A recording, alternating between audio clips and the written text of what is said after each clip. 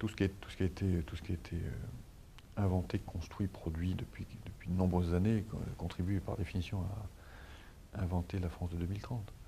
Non, il y aura, je pense, une trentaine de TI qui auront vu le jour, mais de grandes dimensions, hein, dont les gens connaîtront les noms. Parce qu'on les aura financés, parce que, évidemment, aujourd'hui, il est complètement clair qu'on a au moins 30, au moins, très grands chefs d'entreprise de TI de taille moyenne qui sont capables de partir à l'attaque des géants. Ils sont déjà partis à l'attaque des géants et on va les aider à continuer, Il y a beaucoup d'entreprises que vous ne connaissez pas, dont vous ne connaîtrez pas avant des années les noms, qui font 5, 6, 700 millions d'euros de chiffre d'affaires. Je pense à telle entreprise dans les vaccins animaux, telle entreprise dans l'alimentation animale, telle entreprise dans la distribution de vin, des entreprises dont on ne parle jamais, jamais, qui ne sont connues qu'en région.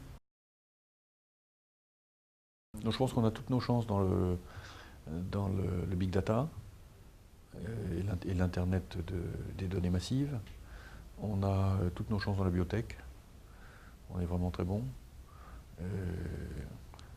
Et puis il y a toute une industrie française dont on se plaît à dire qu'elle a disparu. En fait, elle n'a pas disparu. Il y a encore des très belles boîtes industrielles françaises qu'on peut continuer de développer très très rapidement. Toute l'industrie aéronautique qui est dans un boom incroyable aujourd'hui. Donc toutes ces sociétés qui sont en train d'être montées en graines par la grande vague de l'aéronautique, à un moment ou à un autre, elles vont se réorienter partiellement vers d'autres secteurs avec leurs technos. Et elles peuvent créer des ensembles qui seront des sociétés puissantes de technologie, je dirais. Hein, comme on dit en anglais, des technological powerhouses, des maisons de pouvoir technologiques. C'est ça qu'il faut qu'on arrive à faire. On finance des prêts pour l'industrialisation des découvertes des pôles de compétitivité.